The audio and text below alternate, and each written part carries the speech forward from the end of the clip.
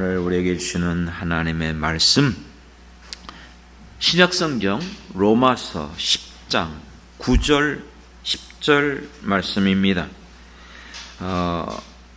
연결은 13절까지 계속 연결되지만 우선 두 절만 함께 한 목소리로 합독하여 봉독해 올리겠습니다. 로마서 10장 9절 10절의 말씀 다 찾으신 줄 알고 우리 한 목소리로 합독합니다. 내가 만일 내 입으로 예수를 주로 시인하며 또 하나님께서 그를 죽은 자 가운데서 살리신 것을 내 마음에 믿으면 구원을 받으리라. 사람이 마음으로 믿어 의에 이르고 입으로 시인하여 구원에 이르느니라. 아멘, 아멘. 할렐루야. 오늘 이 말씀을 통해서 나는 정말 예수님을 믿는 자인가? 정말 내가 예수님을 만난 사람인가? 물론 이런 유형의 설교들은 얼마든지 있어요. 우리 공동체 안에서도 이런 설교를 많이 합니다. 하지만 저는 다른 관점 속에서 오늘 이 말씀들을 좀 살펴볼 필요가 있습니다. 왜냐하면 2021년도 통계 자료를 보니까는 한국의 기독교인이 저는 그 정도 될지는 몰랐어요. 근데 1,000만 명이 넘은 거로 나와 있더라고요. 어떤 통계를 보니까 그렇게 많은가? 물론 코로나 오기 전이었고 코로나 오면서 많이 떨어진 것은 사실이에요. 어쨌든 1,000만 명이 넘던 700만 명이던 중요한 것은 이 나라의 민족 가운데 기독교인이 그만큼 있다는 사실은 축복인 줄 믿습니다. 그 수많은 사람들이 어떻게 교회를 다녔죠? 왜 교회를 나오게 되었습니까? 교회를 다니게 된 그 이유가 아마 서로 같지 않을 거예요. 대부분 각각 다를 거예요. 저 같은 경우는 부모님이 교회를 다니셨기 때문에 저도 어릴 때 태어나자부터 흔히 모태신앙이란다. 모태 어떻게 신앙이 있겠습니까? 어쨌든 태어나면서부터 몇 대째 교회를 다니다 보니까 그냥 교회를 다녔어요. 또 어떤 사람은 자기가 속한 그 같은 학교가 미션 스쿨이라던가 또는 기독교 관련 단체라던가 여러 가지 이와 같은 연결된 그런 것들 때문에 자연스럽게 교회를 나가게 될 수도 있습니다. 또 어떤 사람은 자기의 어떤 개인적인 문제, 이렇게도 안 되고 저렇게도 안 돼서 교회 나가면 해결된다. 그래서 그 질병을 고치고 싶어서 또 교회가 이렇게 성장해 오면서 축복에 대해서 많이 강조하다 보니까 교회를 나가면 복 받는데 그래서 복 받고 싶어서 나오는 사람도 있을 것이고 또 지금 내 앞에 펼쳐진 그 여러 가지 난제들, 어려운 문제들 이렇게도 안 되고 저렇게도 안 되고 무당도 찾아가 보고 점쟁이도 찾아가 보고 그러다가 한번 교회 나간다면 교회에서 해결할 수 있다. 그런 얘기를 듣고 나오는 사람도 있을 것입니다. 모르겠어요. 여러분들은 어떻게 신앙생활을 했는지는 알지 못하지만 분명한 것은 너무나 다양한 이유들로 인해서 교회를 나오고 우리 기독교인들이 된 사람들이 바로 오늘날 이 시대에 한국에 있는 기독교인들의 모습일 겁니다. 문제는요, 우리가 생각해봐야 될 것은 그렇게 수많은 수백만 명, 1,000만 명에 가까운 기독교인들이 교회를 다니고 있는데 정작 그 사람들이 정말 예수님을 믿는 사람인가? 그것이 바로 문제 아닙니까?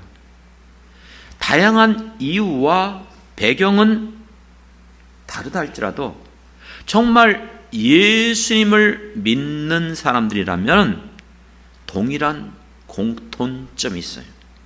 반드시 그것은 예수를 만난 사람이 되어야 할 것입니다. 믿으시죠? 예수님을 믿는다는 것은 바로 내가 예수를 만났기 때문에 내가 예수님을 믿는 거예요. 그렇기 때문에 오늘날 700만 명이든 1000만 명이든 기독교인이라고 생각하면서 교회를 다니는 사람 가운데 예수님을 만나지 않았다면 자기는 나 예수 믿어 입으로 그렇게 말하는지 모르지만 예수 만난 사람 아니에요. 엄밀히 말하면 예수를 믿는 사람 아니란 뜻이에요. 그것을 오늘 가르쳐주고 있는 말씀이 로마서 10장 9절 10절의 말씀이에요. 이 말씀을 통해서 예수를 믿는다는 것은 내가 입으로 예수님을 신하는 거예요. 주님으로 고백하는 거예요. 그런데 그와 같은 것이 그냥 입으로만 나올 수 있어요. 믿지도 않아도 얼마든지.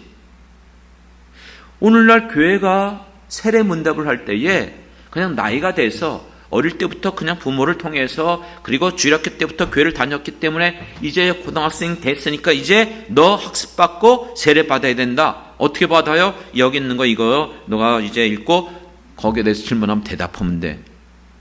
예수를 만난 체험이 없어요. 예수님에 대해서 고백도 안 했어요. 근데 그 문답으로 그냥 했다고 해서 그게 정말 예수 믿는 겁니까? 많은 기독교인들 가운데 이런 과정을 그냥 습관적으로 지내온 사람들이 놀랍게도 상당히 많아요. 그렇기 때문에 오늘 본문은 입으로만 신하는 게 중요한 게 아니고 어떻다? 마음으로 믿어야 구원에 이룰 수 있다고 말하고 있습니다. 그리고 이것을 다시 역설적으로 말해요. 입으로 신하고 마음으로 믿는다. 10절에서는 반대로 마음으로 믿고 입으로 신할 때에 구원을 얻게 될 것을 말씀하고 있어요. 간단한 것 같죠? 정말 그냥 내 마음으로 나 예수님 믿겠습니다. 그리고 입으로 예수님 믿습니다. 이러면 그냥 구원 받는다? 생각밖에 입으로는 내가 교회를 다니며 예수를 믿는다고 하지만 진정 예수 그리스도를 내 일생 가운데 구세주로 고백하며 정말 주님을 모시며 살아가는 사람이 너무 적다는 거예요. 그렇기 때문에 예수님은 산상순을 통해서 주여 주여 입으로 아무리 주여 주여 한다 할지라도 주님의 뜻대로 살지 않는 자 구원받을 수 없다고 했어요. 여러분, 내가 안다는 것이 믿는 것과 동일할까요? 믿음은 반드시 행함이 있어야 그 믿음이 살아있는 믿음인 줄 믿습니다. 안다고 말하면서 믿는다고 말하면서 행하지 못하는 그 믿음은 가짜예요. 거짓 믿음이에요. 그렇기 때문에 내가 믿는다는 것은 내가 믿는 것에 대해서 내 믿음을 증명할 수 있어야 돼요. 내가 믿는다는 내 믿음을 증명해 보일 수 있어야 돼요. 그게 야고보서의 말씀이에요. 내가 믿는다? 행함 없는 믿음은 죽은 거예요. 그 같은 믿음은 심지어 누구도 갖고 있는 믿음이에요? 사단도, 마귀도, 귀신들도. 그 같은 믿음으로는 구원받을 수 없다고 말씀하고 있어요. 오늘 이 본문의 말씀은 로마서에 기록된 말씀이고 아시는 것처럼 초대교회 성도들에게 주신 말씀이에요. 이 시대는 극심한 핍박과 환난과 압제 속에서 예수 믿는 것 때문에 순교를 당하는 시대였어요. 그렇기 때문에 오늘 여기 본문에 나와 있는 이 말씀은 단순히 입으로 신한다는 거, 나 예수 믿어요, 그런 고백이 아니에요. 그것은 말 그대로 목숨을 내어 놓으면서 시인하는 거예요. 왠지 아십니까? 그때 당시 로마는 로마 황제 숭배 사상이 있어요. 그게 신이었어요. 황제가 신이었어요. 그래서 1년에 한 차례 반드시 그 재판관 앞에 그것을 심판하는, 그것을 판멸하는 그 사람 앞에서 입으로 한번 고백해야 돼요. 황제는 나의 뭐다? 신이다. 황제는 나의 주다. 이렇게 고백을 해야만 돼요. 그런데 이와 같은 부분에 특히 고발이 들어와요. 민원이 제기되어져요. 누가 황제를 신으로 인정하지 않는다, 주라고 안 믿는다, 그렇게 고발이 들어오면, 지금도 민원이 제기되면 반드시 그걸 해결해야 되는 것처럼 고발한 그 사람을 불러다가 물어봐야 돼요. 이런 얘기가 있는데 당신은 어떻게 하는가? 내 앞에서 말하라. 그 고발당한 사람이 교부였던 폴리갑이었어요. 유대인들이 이 폴리갑 교부를 고발해버린 거예요. 자기들도 하나님만이 유일신이라고 고백하면서 이 악한 자들이 있어요. 그래요. 그렇기 때문에 고발당한 폴리갑이 그 앞에 섰던 거예요. 말하라. 당신이 황제를 내 주라고 고백하면 풀어주겠다. 그 같은 상황 속에서 폴리갑은 내 평생 주님이 한 번도 나를 모른다고 한 적이 없는데 내가 어떻게 예수님을 부인할 수 있는가? 그렇게 여러분 말하면서 받아들이지 않았어요. 여러분도 아시는 것처럼 역사 가운데 기록된 대로 폴리갑은 그 일로 인해서 화형당했다고 합니다. 여러분, 정말 죽음 앞에 내가 서 있는 상황 속에서 당신 예수를 믿는 자인가? 입으로 말해봐라. 그럴 때 내 입을 열어서 나는 예수님을 나의 주라고 믿습니다, 고백할 수 있는 게 이게 본문의 말씀이에요. 그냥 습관적으로 내 마음은 정말 그렇게 살지도 않고 행하지도 않으면서 나 예수 믿어요, 그렇게 고백하는 거, 그거 진정한 믿음이 아니에요. 그렇기 때문에 정말 어떤 사람이 예수님을 만난 사람인가? 예수님을 만난 사람들에게 공통적인 특징이 있어요. 이건 모든 사람들이 예수를 믿는 그 이유 배경이 각각 다르다 할지라도 이건 동일해요. 첫 번째, 예수님을 만난 사람들의 가장 공통점의 첫 번째는 반드시 죄를 인식하는 사람이에요. 예전엔 그게 죄인지를 몰랐어요. 그리고 죄였다 할지라도 그 죄에 대해서 심상히 여겼어요. 죄를 짓는 것에 대해서 전혀 꺼리낌도 없었어요. 두려움도 없었어요. 그런데 예수를 만나고 난 이후에 내가 생각지 않은 것까지도 죄예요. 이와 같은 죄가 너무나 드러나기 시작해요. 머리털보다 많은 거예요. 내 존재 자체가 악한 죄성에 물들어 있다는 것을 발견하고 깨닫게 되는 사람이에요. 그렇기 때문에 오라 나는 곤고한 사람이라, 나는 죄인으로소이다, 나를 떠나소서, 이것을 심각하게 뼈저리게 겪은 사람이 예수님을 만난 사람이에요. 여러분 어떠셨습니까? 그거 없으셨습니까? 저는요, 중생을 체험한 것이, 예수를 만난 것이 고등학교 2학년 말 3학년 넘어가면서, 그리고 이제 내가 신학을 들어갔어요. 근데 이 처절한 죄에 대한 인식함이 아직까지 나타나지 못했었어요. 그런데 신학대학을 다니면서 너무나 오래돼서 기억이 잘 안 나지만 1학년 때인가 2학년 때 이 심각한 죄 문제로 빠져들기 시작하는데, 사도 바울이 죄인 중에 괴수다? 나는 괴수 중에 괴수인 것을 느끼게 되어져요. 정말 모든 것들이 내 안에 죄로 가득 찬 것들을 깨닫게 되어지는 거예요. 이걸 어떻게 견딜 수가 없는 거예요. 성경을 알면 알수록, 더 주님 앞에 가까이 가면 갈수록 이것으로 해서 견딜 수가 없어요. 그렇기 때문에 이 문제를 해결할 수 있는 유일한 길은 오직 한 가지밖에 없음을 깨닫게 되는 거예요. 그게 바로 예수님이에요. 그게 예수님의 십자가예요. 정말 예수님을 만난 사람은 그 십자가가 무엇인지를 알아요. 그리고 자기 존재를 분명하게 알고 있는 사람이에요. 그런데 문제가 있어요. 이와 같은 과정을 겪은 사람들이 예수를 믿는 사람이요, 예수님을 만났다고 한다면 그 이후에 지금까지 살아오면서 우리 마음은 이 문제를 지금 어떻게 받아들이고 있죠? 이게 중요해요. 그때는 분명히 그 죄에 대해서 민감하게 여기고 이 죄에 대해서 정말 고통하며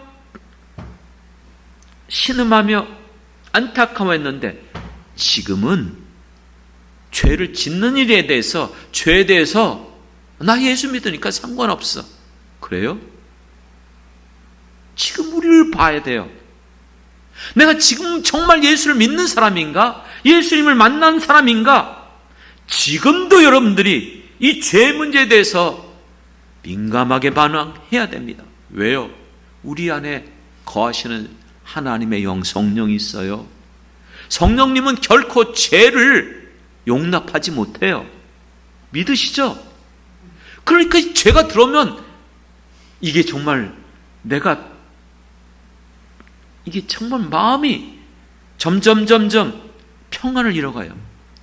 다른 사람에게 거짓말 아닌 거짓말을 했고 부정적인 말을 하고 교회를 폄하하고 주의 종에게 불순종하고 사람들을 향해서 이 모든 것들이 정말 나를 괴롭게 만들어요.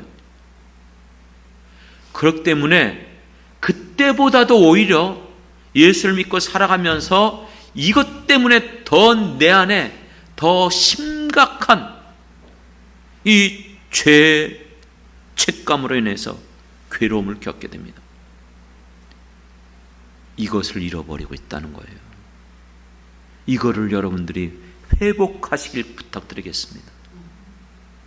두 번째는요, 이 죄 문제를 깨달은 사람들이 예수 그리스도를 만남으로 이 모든 죄를 사할 수 있는 것은 오직 예수님의 십자가, 우리를 위하여 대속해 주신 주님의 보혈밖에 없음을 깨닫고 언제나 예수님 앞에 나가 십자가를 바라보며 고백할 때에 내가 죄사함을 얻고 다시 한번 깨끗함을 얻게 되는 그 은혜를 누리게 되어집니다. 그렇다면은요, 정말 그것을 깨달은 사람이라면 이게 가장 중요해요. 세례 요한이 말했던 것처럼 회개에 합당한 열매가 있어야 될 것을 믿습니다. 그렇기 때문에 누가복음 19장에서 나오는 삭개오라는 이 인물, 예수님을 만난 순간부터 그의 삶이 바뀌어졌어요. 성경에 기록된 것처럼 주여 보시옵소서, 내가 지금까지 살아오면서 잘못한 일이 있다면, 누굴 속여서 빼앗은 일이 있다면 갑절로 갚겠나이다. 그리고 그는 부자였어요. 그런데 그렇게 말해요. 내 소유의 절반을 어떻게 하겠다? 가난한 자에게 나눠주겠어. 그렇기 때문에 여러분들의 소유를 다 팔아서 절반을 바치란 뜻이 아니에요. 중요한 것은 예수님을 만났고 죄를 깨닫고 예수 십자가로 말미암아 죄사함을 얻어 하나님의 자녀가 됐다면 반드시 여러분의 삶은 변화가 일어나야 됩니다. 예수 만난 사람들은 반드시 바뀌어진 삶을 살아요. 믿으시죠? 이게 바로 증거예요.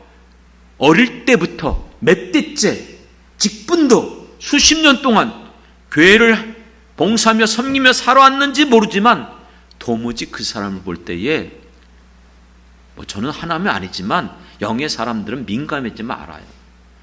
저 사람 도대체 바뀐 게 없어요. 육의 사람이에요. 성령이 저 사람 안에 있는지를 도무지 알 수 없어요. 여전히 육신대로 살아간다? 여전히 세상과 짝하며 살아간다? 여전히 하나님이 싫어하고 미워하는 일들을 서슴없이 행하고 있다? 그거 예수 안 만난 사람이에요. 예수님을 만났다면 반드시 삶의 변화가 있는 거예요. 사도 바울도 예수를 다메섹 도상에서 만나서 그의 모든 삶이 완전히 되어 바뀌지 않았습니까? 여러분 어떠세요? 어릴 때는 내가 몰랐어요. 철이 없을 때는 몰랐어요. 그러나 정말로 중생의 체험을 하고 예수 그리스도를 만나고 고백했다면 반드시 여러분 이 과정을 거치고 경험한 사람들인 것을 고백하시기 바랍니다.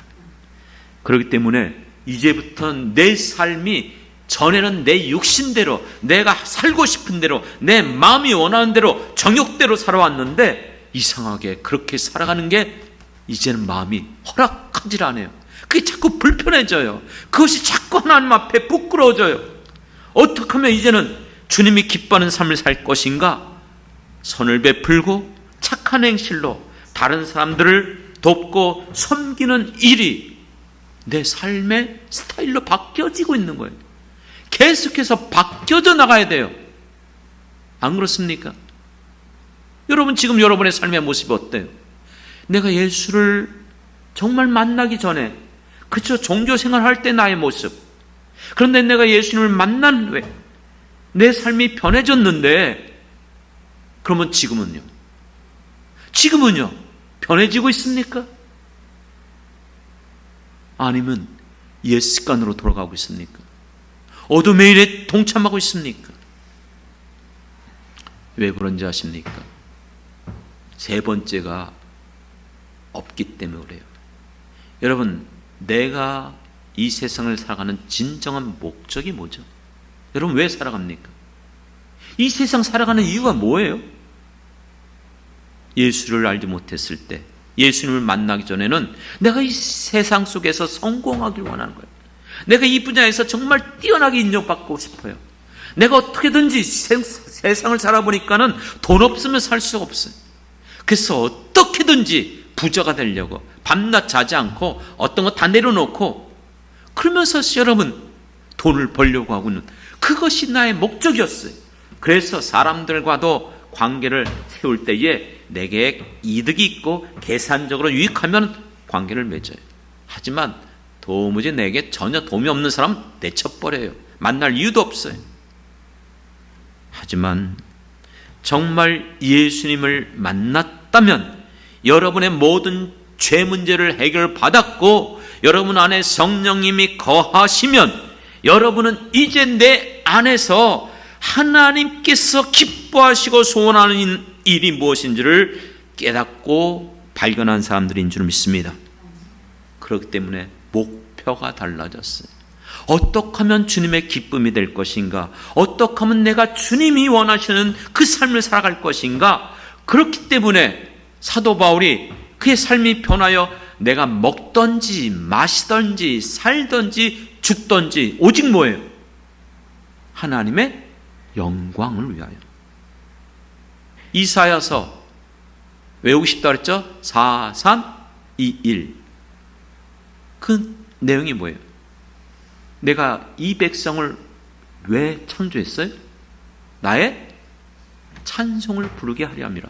나의 영광을 위해서, 하나님의 영광을 위해서 창조한 것이 인간이에요. 인간이 그런데 타락하고 부패함으로 하나님을 대적하고 하나님을 떠나며 하나님 싫어하는 일들을 행하지만 영원히 저주받을 수밖에 없었던 인생들을 불쌍히 여겨주셔서 예수님을 이 땅에 보내주셨고 예수를 믿음으로 말미암아 이 모든 저주와 심판으로부터 벗어나게 하여 주신 줄 믿습니다.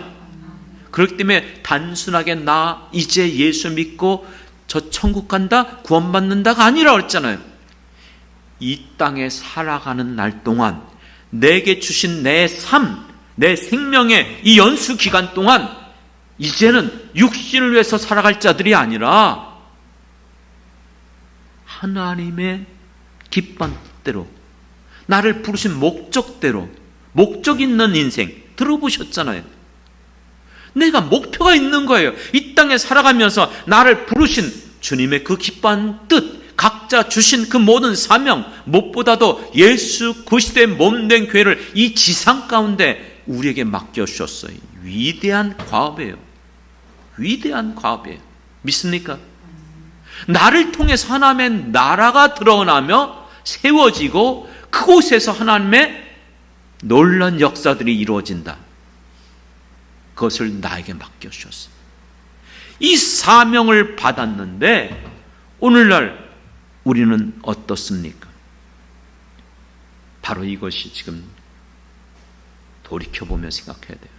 지금까지 살아오면서 내가 지금 이 세상 가운데 살아오는 과정 속에서 떨쳐버릴 수 없는 것, 먹고 마시는 문제, 육신의 문제, 또 가정의 문제, 직장의 문제, 세상의 모든 문제, 그 어떤 것도 벗어날 수가 없어요.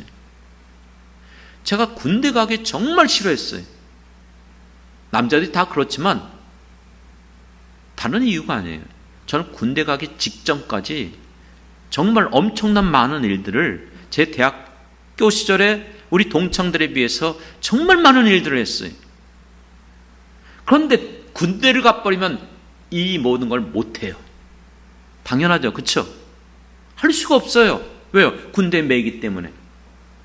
모든 자유, 내가 하고자 하는 것을 할 수 있는 게 아니고 오직 군인으로서만 살아가야 돼요. 우리의 인생 가운데 제약을 받아요. 육체를 가지고 있기 때문에, 먹고 살기 위해서 직장 생활을 해야 되기 때문에, 가정을 돌아봐야 되기 때문에 모든 것들이 한두 가지가 아니에요. 문제는 이와 같은 세상 속에 살아가면서 이렇게 저렇게 세상 풍파 속에서 휘둘리고 또 그 속에서 넘어지고 또 다시 한번 낙심하고 절망하다 보니까는 이게 원하지 않던 이 세상 속에서 나도 모르게 떠밀려 살아오고 있는 거예요. 떠밀려 살아오다 보니까 어느 때부턴가 정말 이렇게 살아온 게 지금 몇 년째인지를 몰라요. 이게 1, 2년이 아니에요. 그냥 이렇게 1년, 5년, 10년 살아오다 보니까 내가 예수님을 처음 만났을 때의 그 감격, 기쁨, 분명히 나는 예수님을 만났는데, 물론 이곳에서 예수님 안 만났다면 반드시 여러분 인생 가운데 예수님 만나길 원합니다.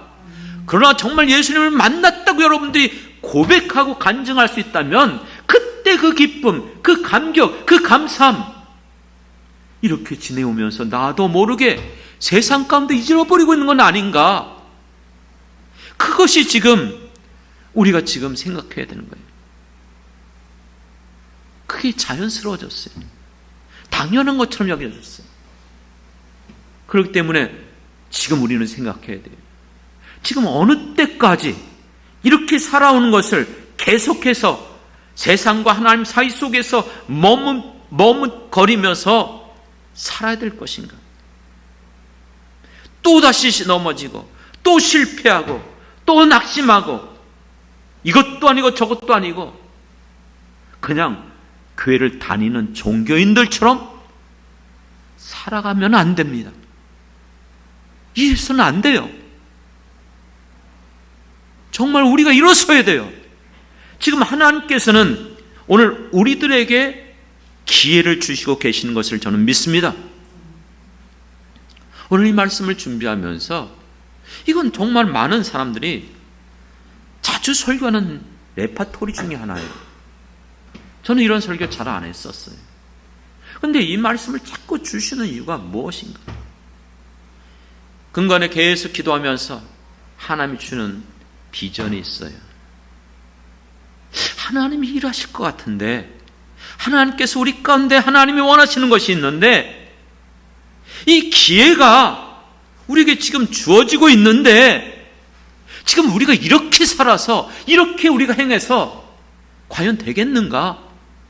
이거는 내 개인의 문제만이 아니라 우리 교회만이 아니라 각자 모든 여러분 성도 한 사람 한 사람 여러분의 인생 가운데 한번 우리가 심각하게 돌이켜보고 생각해보고 성령으로 말미암아 분별해야 될 줄 믿습니다. 이제 여러분들이 가지고 있는 그 믿음, 지금까지 내가 믿는다고 고백했던 거 확증해야 되지 않겠습니까? 내가 정말 믿는 사람인가? 예수를 만난가? 내가 예수를 믿는가? 내가 입으로 신하고 마음으로 믿는가? 그럼 행함으로 보이십시오. 여러분의 삶을 통해서 주님이 보실 때도 인정할 수 있는 믿음의 사람 돼야 되지 않겠습니까? 어느 때까지 육신의 문제 때문에 성령 안에서 오라 나는 곤고한자라, 내가 이 사망의 법, 이 생명의 법, 이 두 사이 속에서 성령을 쫓아 행하다가 육신을 따라 살아가기도 하고, 세상 속에서도 살아가다가 또 예배드릴 때는 하나님을 바라보기도 하고, 이런 속에서 여러분 갈등하고 번민하고 좌지우지 흔들리겠습니까? 신앙생활에는요, 아시는 것처럼 회색지대 없어요. 겸하여 섬길 수 없어요. 두 마리 토끼 못 잡아요. 박쥐가 돼서는 안 돼요.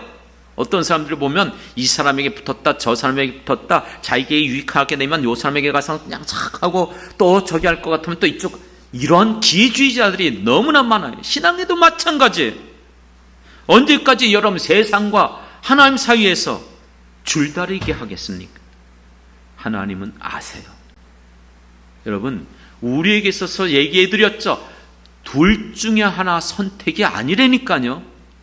좁은 길, 넓은 길, 둘 중에 하나를 선택하는 게 아니고 우리는 정해져 있어요. 예수님이 걸어가신 그 길, 십자가의 길, 좁은 길밖에 없어요. 믿습니까?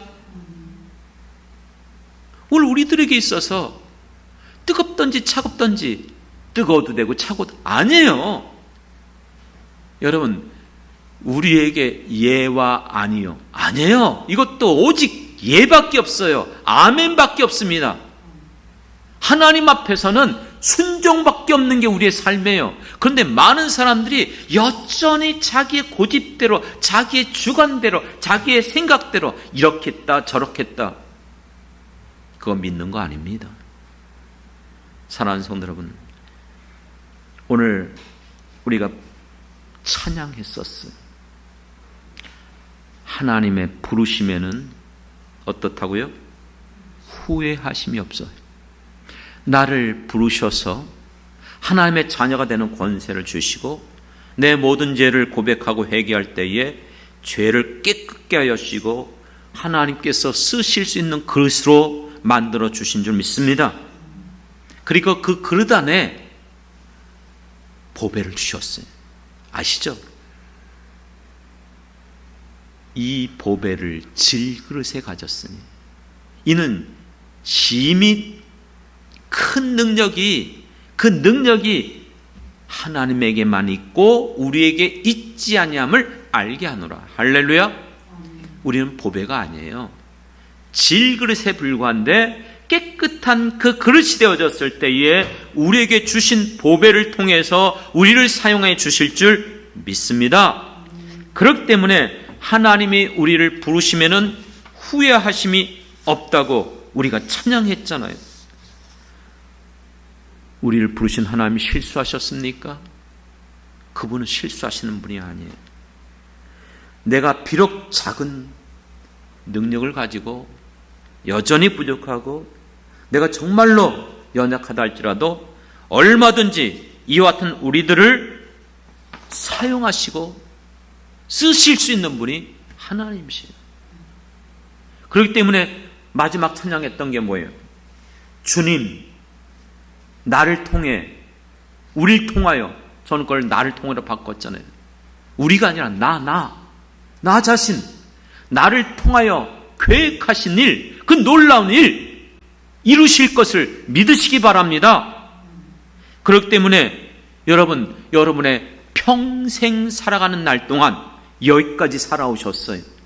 처음에 주님을 만났을 때 그 감격, 감사함, 그 기쁨, 그 열정, 이 세상 생활 속에서 찌들고 곤고함 속에서 무디어지고 나약해지고 영적 침체감에 빠져들었던 우리들, 우리의 남은 생에 살아온 것만큼 남은지 알 수 없어요.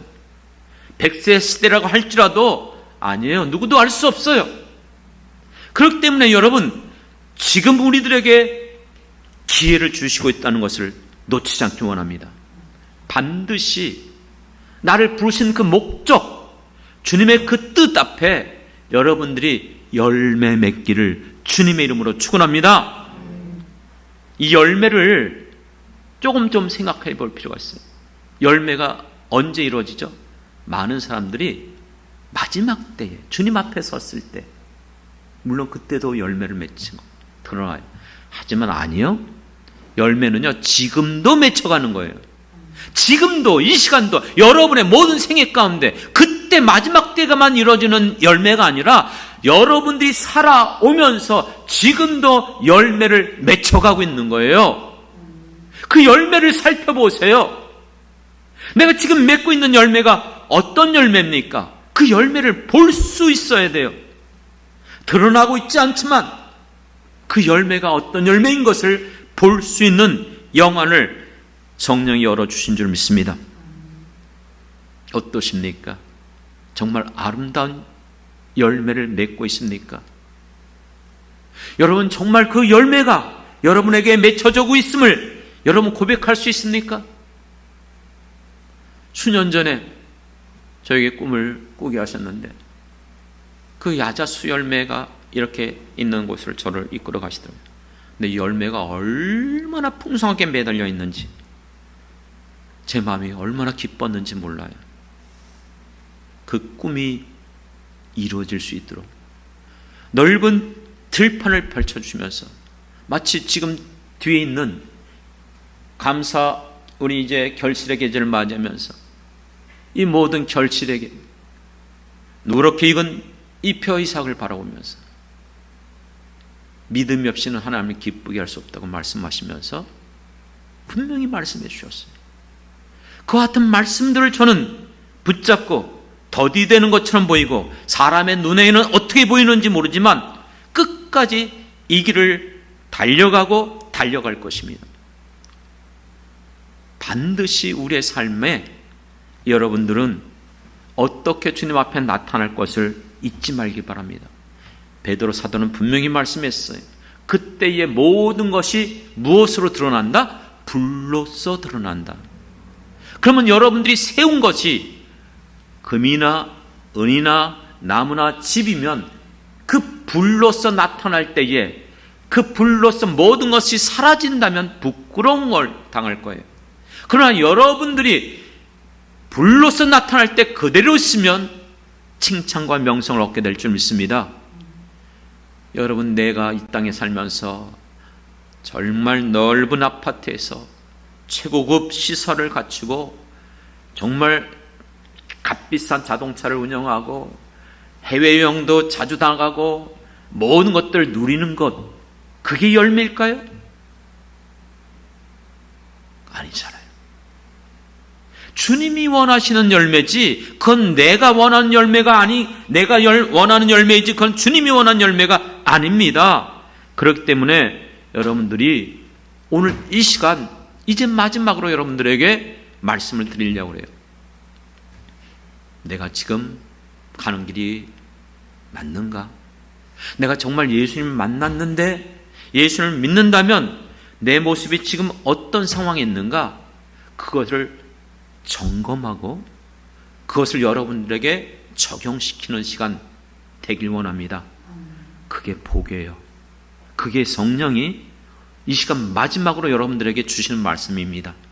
분명히 이렇게 말씀하셨어요. 성령이 귀 있는 자는 성령이 교회들에게 하는 말씀을 들을지어다. 교회들, 건물 아니에요. 성도들에게 하는 말씀을 들을지어다. 그러면 성령이 성도들에게 주시는 말씀이 무엇이죠? 아시아에 있는 7교회, 요한계시록에 나와 있는 7교회를 향한 말씀이 바로 매 교회마다 나올 때마다 성령이 교회들에게 하는 말씀을 들을지어다. 어떤 자? 귀 있는 자들은. 아시아에 있는 7교회는 어떤 건지 아십니까? 요한계시록은 3가지예요. 지금 내가 본 것을 기록했어요. 본 것. 두 번째는요, 현재 일어날 일에 대해서 얘기했어요. 세 번째는요, 장차 될 일. 이게 요한계시록이에요. 사도 요한이 밤모섬에서 보았던 예수 그리스도 영광 중에 이 땅에 거하신 하나님이신 그분의 모습을 보면서 우리가 이 땅에 살면서 장차 우리에게 임할 만왕의 왕이 되시며 만주와 주가 되시며 이 세상을 통치하고 다스릴 우리 주 예수 그리스도가 나의 주님이신 줄 믿습니다. 어떤 상황 속에서 이 예수님을 여러분들이 믿기 때문에 두려워하지 마십시오. 흔들리지 마십시오. 낙심하지 마세요. 그분이 나의 주예요. 두 번째는 지금 있는 일들을 알려줬어요. 지금 있는 일이 뭐예요? 지금 이 땅에서 살아가면서 일어나는 일들, 교회들에게 일어나는 일들, 그게 아시아 7교회예요. 이 말씀은 한 교회에게 주시지 않았어요. 7개를 주면서, 이 교회를 주면서 귀 있는 자는 성령이 뭐예요? 교회에게 이렇게 하냈고 교회들, 이 말은 에베소, 서머나, 빌립보 교회, 두아디아 교회, 이 모든 교회에 주신 말씀이 에베소 교회는 에베소 교회만 받는 게 아니에요. 모든 7교회의 말씀을 들으라는 뜻이에요. 이해가 되십니까? 그렇다면 이 말씀을 들으시면서 7교회를 향해서 주신 말씀을 오늘 이 시간 여러분에게 한번 적용시키길 바랍니다. 첫 번째, 에베소 교회는 지금까지 교회가 많은 사역을 했어요. 대적자들, 이단들 향해서도 그들을 물리치웠어요. 너무나 많은 일들을 하다 보니까 이런 일이 있어요. 어떤 교회는요, 정말 너무 일이 많아요. 행사가 너무 많아요. 그러다 보니까 그 일을 하다 보니까 너무 지쳐버려요. 힘이 쇠진되고 말아요. 이러다가 놓치는 게 있어요. 뭘 놓쳤죠? 첫사랑. 주님과 만났던 그 기쁨, 그 감사, 그걸 잃어버리고 있어요. 여러분들이 지금까지 신앙생활하면서 정말 어떻게든지 주님을 위해서 살아보려고, 주님의 교회를 정말 섬겨보려고 애쓰고 수고하다 보니까 이 문제 저 문제, 인간 세상 속에서 만나는 여러 가지 일로 해서 낙심하고 절망하고 그것 때문에 상처 있고 그것 때문에 시험에 들고 나도 모르게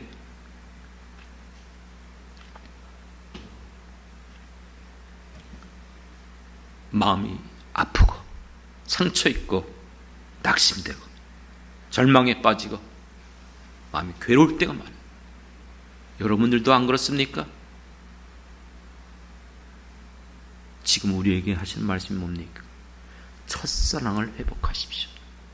정말 주님을 만났을 때 사람 보지 않았어요. 환경 보지 않았어요. 여건이 중요한 게 아니에요. 주님 한 분으로 난 만족해요. 어떤 상황 속에서도 난 주님으로 인해서 주님이 나를 사랑하면 그걸로 나는 다 돼요. 정말 주님과의 사랑을 회복하는 시간 되길 원합니다. 두 번째 교회는 서머나 교회였어요. 너무나 가난하고 힘들었어요. 그럼에도 불구하고 그 어려움 속에서 그들은 힘써서 신앙을 지켜왔어요. 애쓰고 수고했어요. 그런데 주님은 그들 향해서 뭐라고 말하죠? 죽도록 충성하라. 사랑하는 성도 여러분, 지금까지 주님을 위해서 그렇게 애쓰고 수고하셨습니까? 주님이 보고 계십니다. 죽도록 충성하십시오. 주저앉지 마세요. 뒤로 물러나지 마세요. 누구도 알려주지도 않고 목사님도 나를 별로 좋아하지도 않고 누구도 나에 대해서 기뻐하지도 않고, 아니요, 주님을 바라보면서 누가 보든 안 보든 나는 주님을 위해서 죽도록 충성할 거야. 내게 주신 직분은 충성되 여겨서 직분을 주신 줄 믿습니다. 끝까지 누구 보지 말고 주님 바라보며 나가는 여러분 되길 원합니다. 세 번째, 버가모 교회의 문제가 무엇이었습니까? 발람의 교훈을 따라가는 자들이 있었어요. 무슨 뜻이죠? 말씀을 바꿔버려요. 하나님 말씀이라고 말하면서, 그런데 이거는 이렇게 해도 괜찮아, 저건 저렇기 때문에 꼭 그렇게 할지 안 해도 돼. 여러분, 하나님의 말씀을 가감하는 것은 하나님의 말씀이 아닙니다.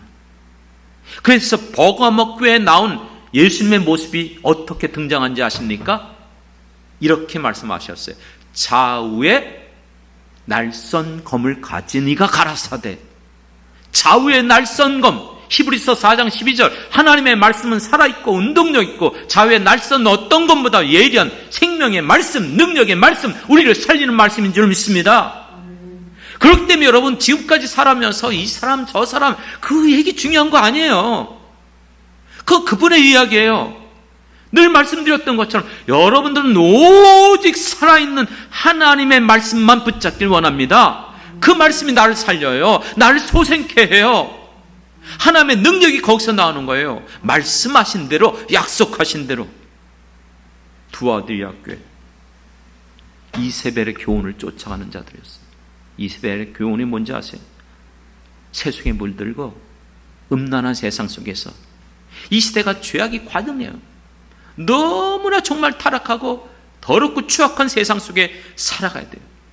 이런 세상 속에서 여러분들은 끝까지 여러분을 지켜야 돼요. 자기를 지켜야 돼요. 거룩함으로 나가야 될 줄 믿습니다. 깨끗하고 성결된 삶을 살아야 돼요. 왜요? 이 교회에 이렇게 나타났어요. 불꽃 같은 눈으로 모든 걸 보고 계세요. 여러분 은밀한 곳에서 사람이 보지 않는다고, 우리 교회 성도들은 그런 분은 없겠지만 여전히 술 끊지 못하고 담배 끊지 못하고 여전히 세상의 그 같은 것들의 은밀한 속에서 빠지고 있는 그 모든 물들어 버린 우리의 이 모든 더러운 심성을 예수님의 십자가의 보혈로 씻겨내가야 됩니다. 그렇기 때문에 하나님께서는 너의 모든 행위를 살펴보신다고 했어요. 그러므로 회개하라, 회개하라. 하나님은 행위대로 갚으시는 하나님이라. 이 시대를 따라가지 마세요. 세상 풍조 따라가지 마세요. 여러분들이 스스로 내가 예수님을 만났고 예수님을 믿기 때문에 그 예수님의 말씀을 끝까지 지키겠다고 고백하며 나가길 원합니다. 다섯 번째 교회는 사대교회예요. 여러분 지금 어떤 모습으로 여러분 마음에 오고 있습니까? 이 말씀을 주시는 이유는 나는 알지 못해요. 그러나 성령이 여러분 안에 계시면 이 말씀을 받을 때마다 각 심령 속에서 필요한 말씀으로 분명히 가슴에 깨닫게 하실 줄 믿습니다. 사대교회는 살았다고 하나 죽어있는 교회. 오늘날 많은 기독교인들 1000만 명에 가깝다고 하는데 명목상 그리스도인들, 썬데이 크리스찬들. 그렇기 때문에 이와 같은 종교인들을 향해서 주님이 말씀하고 너의 행위 중에서 온전한 것을 하나도 찾지 못했다. 너가 행하는 모든 교회 나와서 행하는 그 어떤 행위도 온전한 게 하나도 없다는 거예요. 왜요? 이 사람들은 예수 만난 사람 아니에요. 왜요? 살았다, 죽었어요. 영적 무감각, 영적 침체, 영적으로 죽어가고 있는데도 깨닫지 못하고 있는데, 그렇기 때문에 예수님이 뭐라는 줄 아세요? 정신 차리고 일깨워 회개하라. 그 예수님이 하신 말씀이에요. 복음서에서 시험에 들지 않게 깨어 있어서 어떡하라? 기도하라. 여러분들의 지금 기도가 어떻게 되고 있습니까? 내가 살아있다는 말의 의미는 하나님 앞에 예배드리는 것도 중요하지만 여러분들의 기도가 약해지면 이렇게 죽어가요. 내 영을 살리는 것, 나를 회복시키는 것 알잖아요. 언제입니까? 세상이 아무리 힘들고 여러 가지 역경과 환난과 질고가 내게 주어진다 할지라도 또 이상하게 기도하고 금식하고 주님 앞에 계속 부르짖고 나가면 내 안에 담대함을 주시는 줄 믿습니다. 담대해지잖아요. 두려움이 없어지잖아요. 내가 깨어있게 되는 거예요. 그런데 죽어있다? 그렇기 때문에 정신 차리고 일깨워 해결하는 거예요. 시험에 들지 않게 지금 깨어있어 기도해야 되는데 내가 지금 정말 예수님 만났을 때 그때 내가 철회하면서 정말 그렇게 내가 힘써서 기도했는데 내 지금 기도하는 모습이 어떻게 되고 있지? 살펴보길 바랍니다. 빌라델비아 교회는요, 적은 능력을 가졌지만 나를 배반하지 않고 내 이름을 지켰다. 이 시대에 사람들이 너무 현상학적으로 살아가요. 교회가 크다, 사람들이 많이 모인다, 찬양대가 있다, 또한 기도에 이런 속에서는 그렇게 힘있게 기도하고 그렇게 정말 살아있는 것처럼 보이는데 아무도 보지 않고 몇몇 사람 없고 또 그런 시설도 없고 그런 데서 예배드리고 그런 데서 기도하는 것은 기도가 아닙니까? 그런 건 예배가 아닙니까? 어제 제가 사랑의 교회를 다녀왔어요. 정말 처음으로 가봤어요. 대형 이마트 무슨 백화점 견주어 비교되지 않을 정도로 크더라고요. 어디가 어딘지 모르겠어요. 주차장도 지하 6층 7층으로 가는데 주차장도 그래서 사진 번호를 써놨어요. A13. 너무 많아서 어딘지 모르겠어요. 처음 오는 거니까. 그리고 건물이 두 개로 이렇게 연결돼서 올라와 보니까 이쪽에 있는 거 저쪽에요. 이거 어디로 넘어가지? 그리고 사람들이 막 타는데 애들도 많고 그러니까 이게 어디서 모이가 어떻게 뭔지 모르겠더라고요. 이건 정말 여러분들이 상상하는 메머드가 아니에요. 정말 초강력 메머드 교회더라고요. 그런 교회만 하나님이 역사할까요? 그곳에서만 하나님의 예배를 받으실까요? 여러분이 경험한 몇천 명 모이고 그거 별것도 아니에요, 사실이요. 지금 얘기하고자 하는 게 뭐예요? 하나님이 내게 주신 것이 비록 작은 것이랄지라도, 그렇죠? 그것을 여러분 귀하게 여기고 감사하며 그것을 가지고 여러분들이 충성하고 그것을 위해서 헌신하는 게 중요한 줄 믿습니다. 내게 주신 것, 지금 여러분들에게 맡기신 게 영창교회인 줄 믿습니다. 그런데 여러분, 내 마음에 들지 않는다고 여러분 포기하고 떠나면 이 교회는 어떻게 되겠습니까? 오늘 우리들에게 있어서 하나님이 원하시는 건 다른 교회에 맡긴 게 아니에요. 지금 내 생애 가운데 지금 이 시간 이곳에 우리를 부르신 줄 믿습니다. 그렇기 때문에 내가 힘써서 끝까지 수고하고 했을 때에 약속해 주셨어요. 무엇을 허락해 주시겠다고요? 열린 문을 주겠다. 할렐루야. 우리의 문을 열어주겠다는 거예요. 어떤 문이요? 하늘의 문. 하늘의 문을 연다는 것은 하나님께서 약속하신 대로 응답하시고 축복하시고 책임져 주신다는 거예요. 그렇기 때문에 우리가 기도할 때 하나님, 이곳에 하늘의 문을 열어주옵소서. 주여, 기도의 문을 열어주옵소서. 능력의 문을 열어주옵소서. 우리에게 전대문을 열어주옵소서. 기도하는 거 아닙니까? 여러분들도 그렇게 기도하시죠? 저도 그렇게 늘 기도해요. 그렇기 때문에 너는 인내하며 내 말씀을 지키라는 거예요. 마지막 7번째 교회, 라오디게아 교회. 전형적인 현대교회. 모든 걸 다 갖췄어요. 부족함이 없어요. 살아가는데 지장 없어요. 염려할 것도 없어요. 넘쳐나요. 하나님을 찾지도 않고 구하지도 않아도 얼마든지 살아갈 수 있는 그런 교회였어요. 그런데 이 교회는 심각한 문제가 있어요. 예수님이 교회에 계시지 않았어요. 어디 계셨죠? 문 밖에 계셨어요. 문 밖에 계셨어요. 문을 두드리고 계세요. 들어가길 원해요. 하지만 열어주질 않습니다. 왜요? 이들은 깨닫지 못하고 있기 때문에. 단지 내가 교회에 와서 앉아있기 때문에, 내가 주님을 부르기 때문에, 내가 정말 예배를 드리기 때문에 주님이 내 안에 계시고 주님과 내가 동행하는가? 그냥 그렇게 믿고 있어요. 착각하고 있어요. 그렇기 때문에 예수님이 이 교회에 요구한 것이 무엇입니까? 뜨겁던지 차갑던지 분명한 태도를 보이라는 거예요. 너의 무뎌지고 정말 나태해진 그 신앙을 회복하라는 거예요. 그래서 너의 눈을 안약을 사서 바르라. 뭐예요? 영을 열어서 보라는 거예요. 지금 너 상태가 어떤지, 너가 모든 걸 가지고 있고 다 입고 있다? 그렇게 멋지고 값비싼 옷을 입고 있다? 벌거벗은 수치를 가리라는 거예요. 그러면서 이렇게 열심을 내고 회개하라. 할렐루야. 사랑하는 성도 여러분, 말씀을 이제 마치겠습니다. 여러분들이 정말 언제 예수님을 믿었습니까? 언제 만났습니까? 그러면 지금까지 살아오면서 지금 여러분의 모습은 어떻게 되어져 있죠? 그렇다면 오늘 이 말씀은 여러분들에게 주시는 말씀인 줄 믿습니다. 성령이 교회들에게 주시는 말씀을 귀 있는 자는 들을지어다.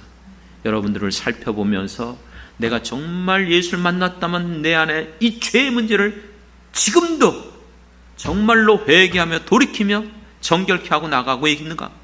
죄에 물들지 않고 깨끗하고 정결한 삶을 살아가며 내가 예수를 만나서 변화된 내 삶을 회개에 합당한 열매를 맺으면서 내게 주신 그 목적대로 사명대로 이를 위하여 끝까지 주님만 바라보며 충성하며 살아가고 있는가?